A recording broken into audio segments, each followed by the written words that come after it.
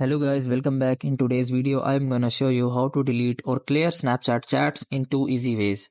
So it's pretty simple. Let's get started. First of all, you guys have to simply open up Snapchat app on your mobile phone. So after opening up Snapchat app on your mobile phone, here you guys have to just simply select the chat which you want to delete. So assume that I want to delete this chat.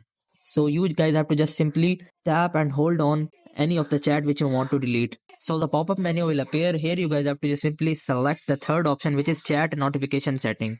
Here you guys have to just simply select the first option, which is clear from the chat feed. It will clear all the chat or all the previous conversation you have made on Snapchat. And keep in mind that it will not affect the receiver's end. This is the first method, and the second method is you guys have to just simply go to top left corner of Bitmoji of your Snapchat. So after tapping on it, here you guys have to just simply click on the setting on the top right. So after going to setting, here you guys have to just simply scroll down and until you find an option which is clear conversation in the account actions. So it is the second option in the account actions. You guys have to just simply click on it. Here it will display all the chat users.